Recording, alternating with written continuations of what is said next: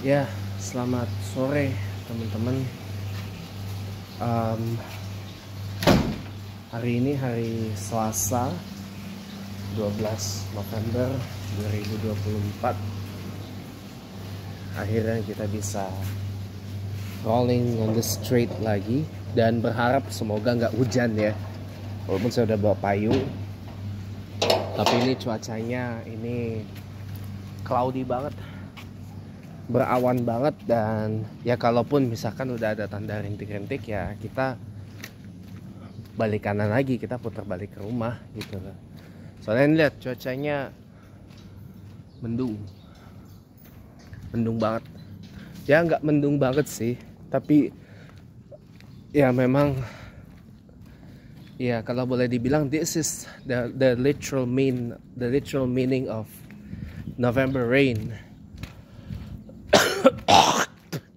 Arti harfiahnya dari November rain itu ya kayak gini. Jadi ya kita ini ya itulah. Ya. Tapi sebelum mulai ke kontennya, saya tuh pengen banget menyatakan ini ya. Teman-teman bersyukur deh kalau teman-teman punya orang tua masih sehat, masih bugar, nggak kena sakit berat gitu ya.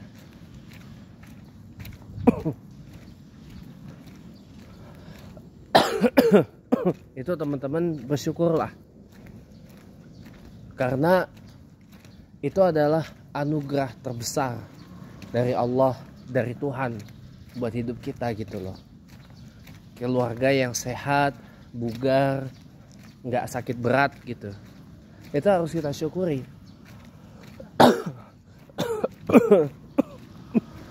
Sebab kalau keluarga kita, bil khusus orang tua kita, nggak sakit berat gitu ya,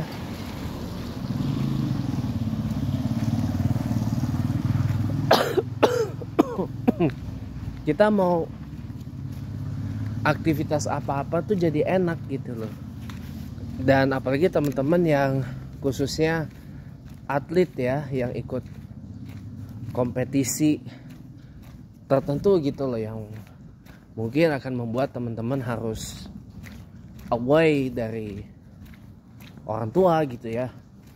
Kayak ini nih, adik sepupu saya kan pemain basket tuh, sering ikut turnamen di berbagai kota di Indonesia. Jadi apa ya, seringkali away gitu, jauh dari orang tua gitu ya. Kalau pandang, tapi untungnya orang tuanya dari sepupu saya, yang itu adalah om dan tante saya, itu dua-duanya sehat. Dua-duanya sehat dan nggak sakit berat. Jadi ya nggak begitu jadi masalah gitu loh. Nah kalau makanya kalau boleh saya bilang ya, kita banyak bersyukur aja gitu loh. Makanya kan kita selalu ucapkan puji syukur kehadirat Allah Subhanahu wa taala atas nikmat sehat, nikmat iman, nikmat Islam yang diberikan oleh Allah Subhanahu wa taala kepada kita semua gitu kan.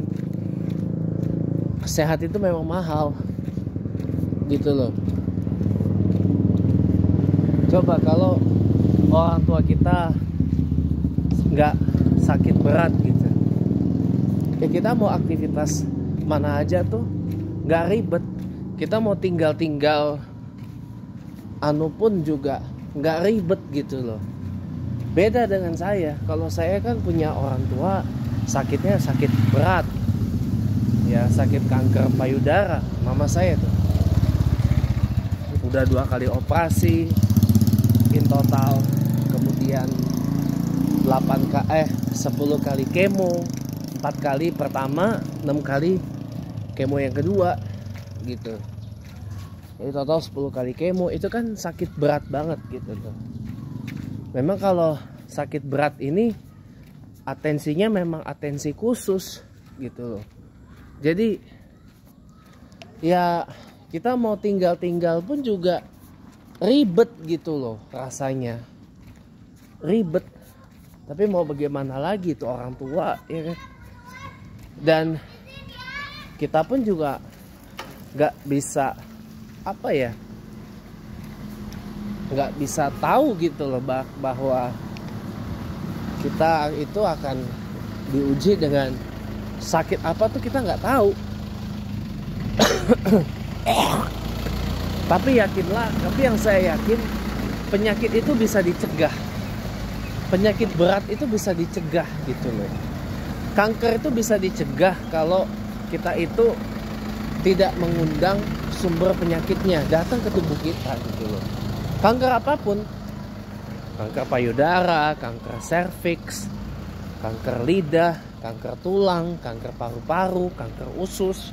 Papa saya almarhum itu meninggal kanker usus besar tahun 2001, umur 35 dan stadium 4. Ya, stadium 4, dan kondisinya memang pada waktu itu sudah, mohon maaf ya, terminal gitu loh. Sudah terminal banget gitu. Udah terminal. Kalau mama saya kan belum stadium gimana gitu. Stadium 1 aja nggak nyampe. Masih rendah gitu. Jadi peluang untuk hidupnya masih ada, walaupun ya begitulah.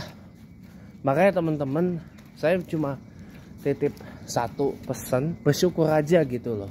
Kalau punya orang tua yang nggak sakit berat kawan. Ya. Karena kalau udah punya orang tua yang sakit berat, ribet. Kita mau ngapa-ngapain aja tuh udah susah itu loh. Udah repot lah intinya itu. Kayak saya ini deh, misalkan. Saya ini udah bener-bener stop, berhenti menghadiri kegiatan-kegiatan yang kaitannya dengan dukungan kepada Pramono Anung Karno di Pilgub Jakarta 2024 ini. Sekedar buat look after my mama. Ini ada kenalan saya dari Australia, namanya Bill Caneo, ya, ngundang saya datang ke presentasi tentang bisnisnya, yang saya juga nggak begitu paham itu bisnisnya apa. Ya bisnisnya intinya tentang kesehatan lah gitu. Di sini di apa, Neo Soho di Tomang, Jakarta Barat. Tapi kemungkinan besar saya nggak bisa datang juga. Ya karena ini sama juga, look after my mother gitu loh. Harus jagain mama gitu. Jadi susah gitu loh. Kalau kita mau aktivitas kemana-mana tuh kayak ribet lah gitu. Kalau apalagi kalau posisinya nggak ada orang di rumah lah. Ya. Kalau misalkan ada ART yang nginep sih ya alhamdulillah. Cuman hari ini kan ART yang baru nih, baru ganti lagi. Ya, ART yang baru ini kan lagi ada satu agenda pribadi lah ke daerah Senopati, Jakarta Selatan, dekatnya SCBD. Ya, jadi saya tuh ya gimana ya, jadi saya sepanjang jalannya itu kepikiran, aduh mama gimana itu, gimana ya itu. Jadi nggak bebas gitu loh bergeraknya. Makanya teman-teman bersyukur aja gitu loh kalau punya orang tua itu yang masih sehat, bugar gitu loh, masih nggak sakit berat lah gitu. Kayak Pak Haji Bolot dah, misalkan. Haji Bolot itu kan umur udah lebih 80-an lebih. 82. Kayaknya. Umur udah 82 tapi masih sehat gitu loh. Makan apa aja gas gitu. Jangan tanya kalau soal ngopi, kuat banget kopinya. Rokoknya, jangan tanya, kuat banget rokoknya. Rokok, kopi kuat banget itu orang Haji Bolot. Ya. Udah tua, udah sepuh gitu loh. Rumahnya ada yang di sini, dekat sini di Jombang, Tangsel, sama satu lagi jauh di Parung, gede loh. Bahkan katanya juga punya museum mobil antik Pak Haji Bolot itu. Saya bilang, wah ini orang benar-benar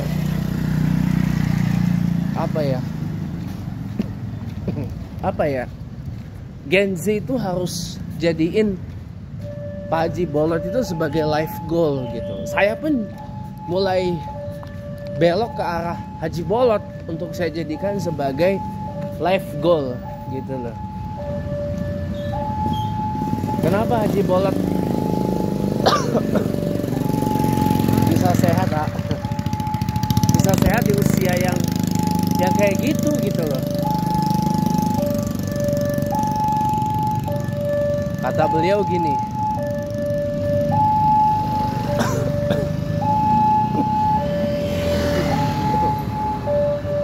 ada 3 rahasia hidup tenang. Kalau pengen hidup tenang, amalin 3 ini. 1, kalau hidup itu jangan ambisi. Maksudnya itu jangan ambisius gitu loh, ya kan? Ambisi boleh, harus malah, tapi jangan ambisius. Sebab kalau nggak kesampaian, nggak kekejar, entah stres sendiri, sedih sendiri, depresi sendiri, ya kan? Malah jadi masuk rumah sakit jiwa kan, malah stres. Kalau nggak masuk rumah sakit jiwa, ya psikosomatik jatuhnya. Jadi ada beban numpuk di sini, dan itu nular ke badan. Dan itulah yang mengakibatkan orang yang tadinya tidak punya sakit berat jadi terserang sakit berat. Salah satunya itu karena psikosomatik itu. Psikosomatik karena stres. Yang kedua, kalau hidup itu jangan banyak ngiri sama orang. Kalau udah rezekinya ya udah lah ya, dia yang hidup, dia yang diberi rezeki, ya kita nggak usah ngiri, nggak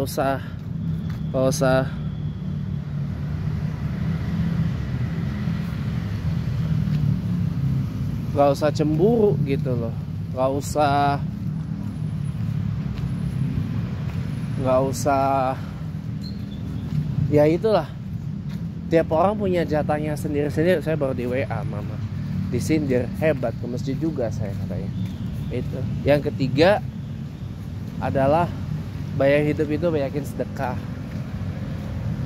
sedekah. Iya, karena dengan banyak sedekah ya insya Allah tenang hidup gitu, hidupnya tenang. Itu sih kata kuncinya, tenang. Jadi ya itu rahasia hidup tenang tuh dari Pak Haji Bolot tuh, ya itu 3 nasihat agar hidup kita tuh tenang.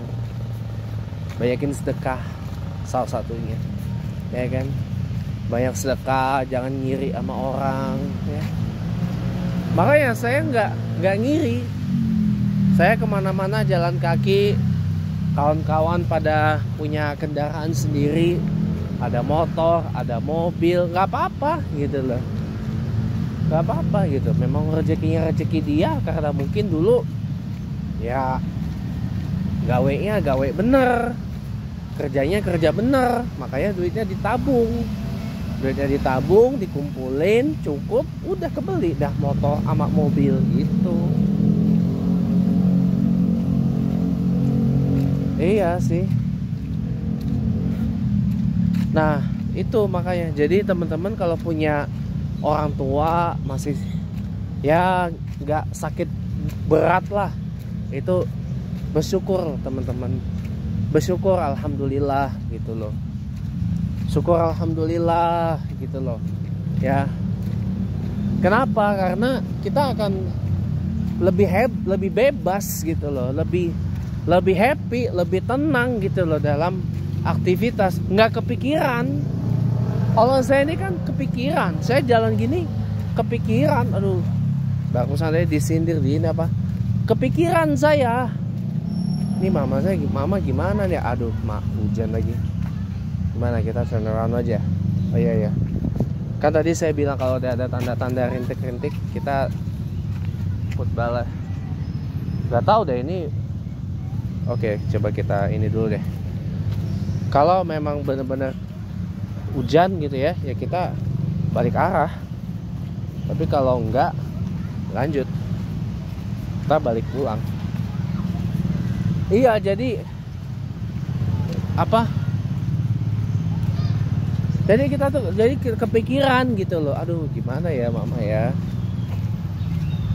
Ya kita ya pusing sendiri, kita jadi nggak tenang gitu loh. Nggak tenang. Nggak tenang kita. Sholat pun kepikiran juga kita. Ya kan? Apalagi kalau yang doktrinnya gini, laki wajib sholat ke masjid. Nah itu kepikiran kita. Kepikiran coy, kepikiran. Kalau bininya sakit, kalau istrinya sakit, ibunya sakit, mamanya sakit, bundanya sakit, aduh ya Allah. Atau anak perempuannya sakit, gimana? Kalau sakit yang ringan sih nggak apa-apa. Nah kalau berat, udah sakit berat gak ada orang di rumah. Nah itu pusing jadinya ya. Tapi mau gimana, namanya ujian hidup ya, kita nggak bisa milih. Saya ya kalau seandainya bisa milih,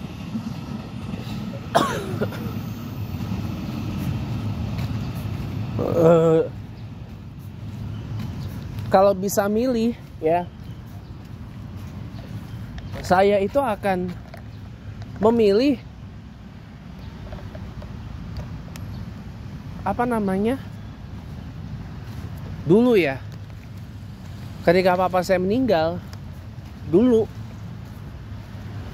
lebih milih diadopsi orang. Jujur, diadopsi orang yang penting sehat, nggak begini gitu loh hidup saya ini.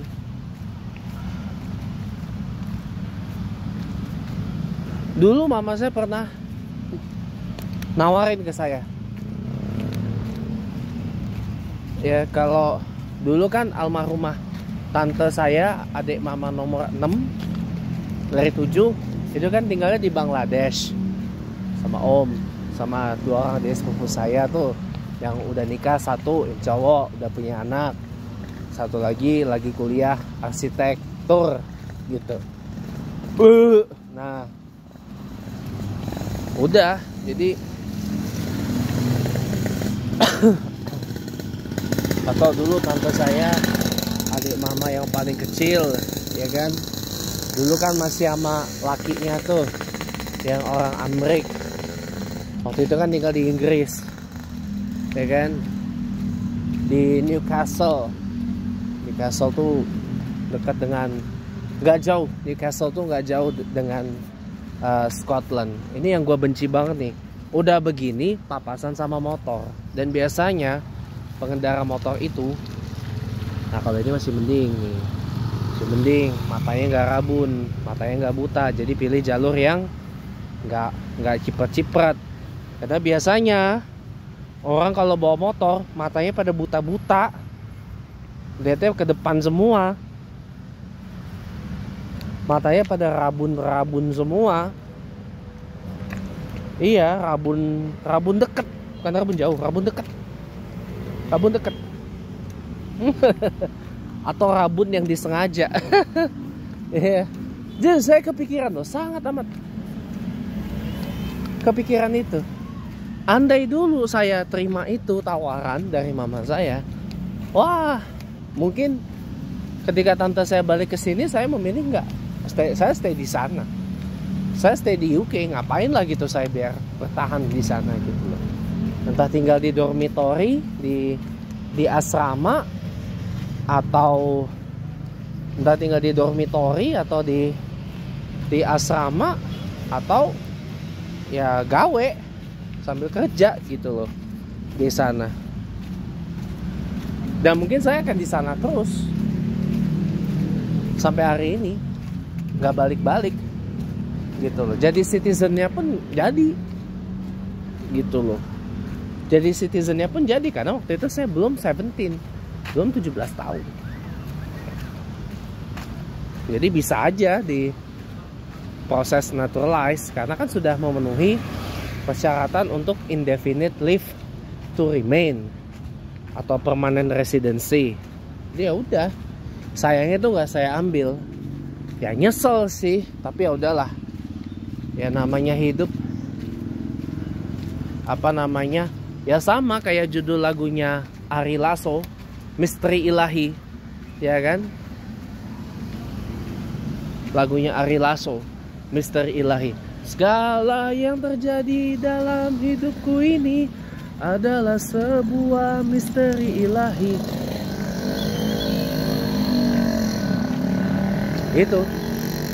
Itu refrainnya yang saya hafal dari lagu Misteri Ilahinya Ari Lasso. Segala yang terjadi dalam hidupku ini adalah sebuah misteri ilahi.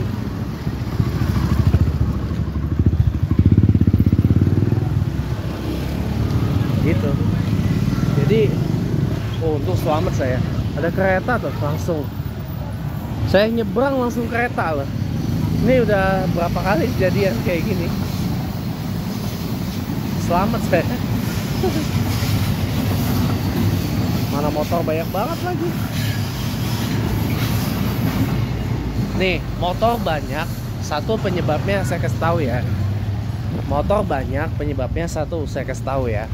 Karena mudahnya yang namanya ngeredit KPM, kredit kepemilikan motor, itu mudah banget. Bahkan seringkali ya, orang beli motor kredit itu harganya lebih murah dalam tanda kutip dibanding dengan beli tunai atau cash yang biasanya mehong chin harganya.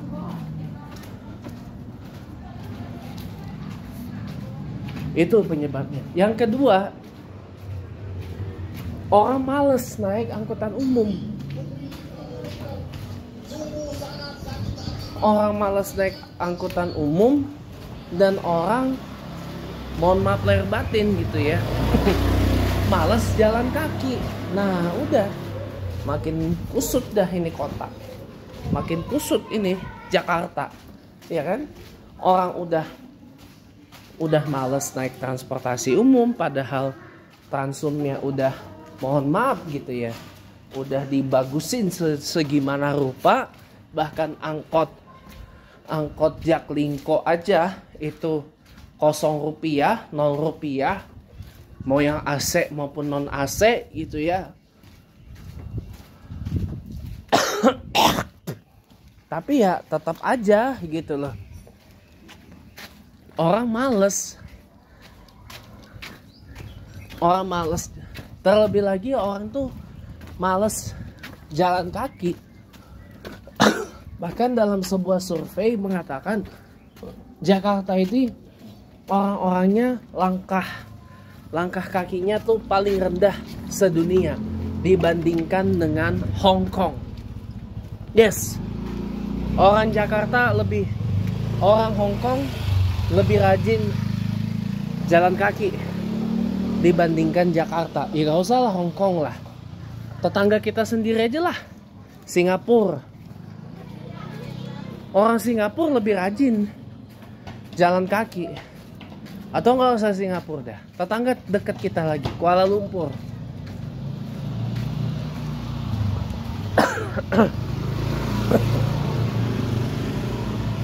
Kuala Lumpur orangnya lebih rajin jalan kaki dibandingkan Jakarta. Serius. Ya.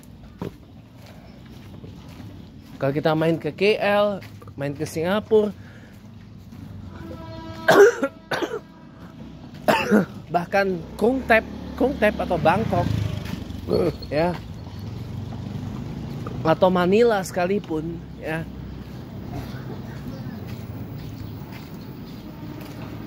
orang-orang di sana lebih rajin jalan kaki dibandingkan Jakarta. Jakarta ini adalah kota yang sama sekali orang-orangnya males jalan kaki, makanya langkahnya tuh rendah banget. Total steps ya, walking stepsnya itu paling rendah sedunia raya. Jangankan sedunia raya, se-Asia aja Jakarta orangnya males jalan kaki. Too bad memang. Kenapa too bad? Satu, orang-orang di Jakarta punya mentalitas apa ya, sikapnya tuh apa ya, apologetic, too much apologetic, terlalu apologetis ya, dengan alasan satu, Jakarta panas katanya, padahal sekarang nggak panas, lagi hujan, lagi adem Jakarta hawanya. Satu, Jakarta panas. Yang kedua, Jakarta banyak tangan usil. Nah, tahulah maksudnya tangan usil itu siapa, tahulah ya temen-temen lah ya. Banyak tangan usil, banyak tangan iseng gitu loh. Ya, tangan usil, tangan iseng, tangan panjang. Ya. Macem-macem lah ya, intinya tangan-tangan yang nggak baik lah gitu, yang bikin jadi tidak aman. Yang ketiga, bentar ya. Yang ketiga, nah ini penyebabnya dari warga sendiri. Gengsinya ketinggian. Mentang-mentang punya motor, punya mobil, maunya dipakai. Tujuannya apa? Dipamerin ke orang-orang. Weh, gue punya mobil, weh, gue punya motor. Padahal ngutang. Ngeredit ke bank itu sama dengan ngutang. KPM itu sama dengan ngutang. Kan bayarnya nyicil itu, ngutang. Belinya di angsur-angsur. Itu bukan sepenuhnya punya kita loh. Kecuali kalau kita beli motor sama mobil itu full cash, tunai, itu baru sah punya kita. Lah kalau bukan punya kita, setengahnya masih punya bank, nah gimana?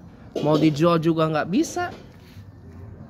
Kalaupun dijual pun juga nggak bisa mahal banget, nggak bisa tinggi harganya karena over credit, ya kan? Nggak bisa, gitu loh. Jadi apa? Padahal sebenarnya orang nggak akan peduli situ punya mobil, punya motor, nggak apa-apa. Orang nggak akan peduli. They don't pay any single penny on ya. They don't give a fucking shit to ya. Jadi jangankan pay a single penny, giving a single shot of shits aja enggak. Ya biarin aja gitu ya, mobil dia, ya kan? Mobil dia, motor dia, terus ngapa? Itu ya. Makanya jadi kadang-kadang itu, ngapain kita ngiri dengan sesuatu yang tidak logis gitu. Jadi makanya teman-teman ya, kalau saya usul ya, kalau saya nanti sewaktu-waktu ya nyalon jadi gubernur Jakarta, saya tuh punya wacana yang namanya bukan road diet, tapi vehicle diet. Jadi diet menggunakan kendaraan pribadi. Mungkin kita bisa ambil contoh dari penerapan ERP dan penerapan ULEZ di kampung saya di London. ULEZ, Ultra Low Emission Zone, zona kendaraan emisi ultra rendah. Ini lagi dicoba di Kota Tua Jakarta, tapi fail. Kenapa fail? Karena tetap aja namanya orang sini, tetap aja ada main kucing-kucingan, colong-colongan masuk. Padahal kawasan Kota Tua Jakarta itu adalah sekarang ini low emission zone, zona kendaraan beremisi rendah. Bukan zona bebas kendaraan pribadi. Nah, kalau saya jadi jadi gubernur Jakarta, mungkin saya akan zahirkan Kota Tua Jakarta itu ZBKB, zona bebas kendaraan pribadi, car free zone, gitu. Jadi diet kita pakai mobil pribadinya. Memang penggunaan kendaraan pribadi di Jakarta ini sangat pantas untuk dibatasi, tapi dibarengi dulu dengan transportasi umum yang bagus, yang saling terintegrasi satu sama lain, tarifnya murah, cepat, aman, nyaman, multi kelas, multi service gitu. Yang hanya satu dan menjangkau seluruh tempat di Jakarta. Jadi tidak ada blank spot. Gitu. Tidak ada blank spot. Kalau sekarang kan ada blank spot.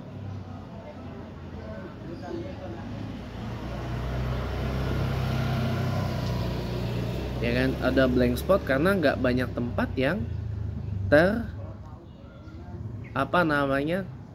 terjamah oleh Transum Jakarta gitu.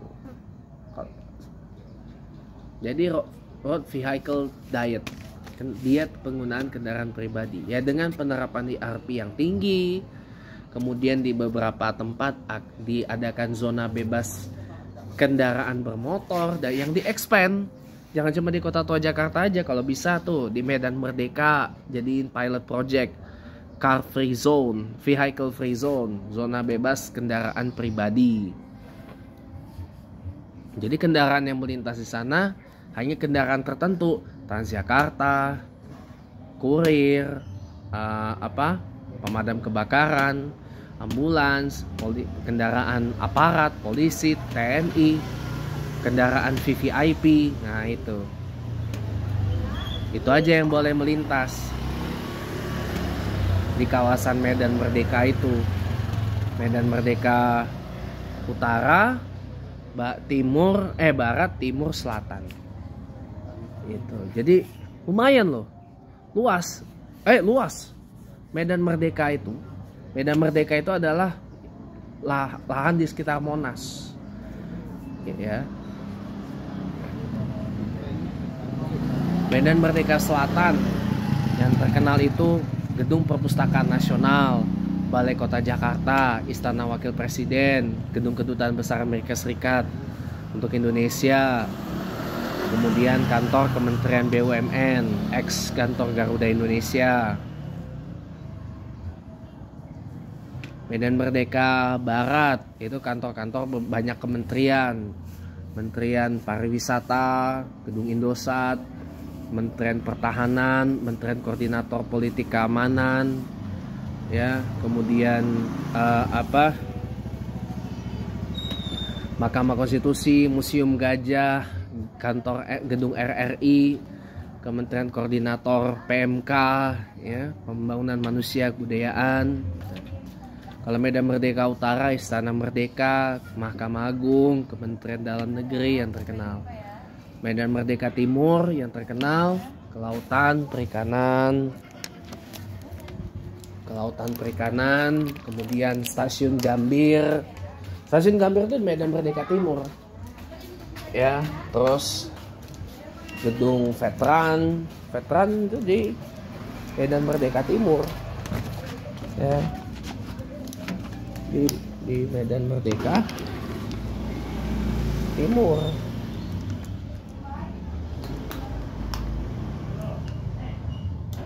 Ya, di Medan Merdeka Timur, kalau apa, stasiun Gambir itu. Nah, jadi apa namanya, ya itu yang terkenal itu. Lalu ini umbrella atau di mana? Ini umbrella saya bingung taruh di mana ini. Sini aja lah. Muncratan. Nah, aman. Ya, jadi kayak gitu. Bisa kok. Kawasan Medan Merdeka itu jadi car free zone. Bisa. Yang penting ada kemauan gitu.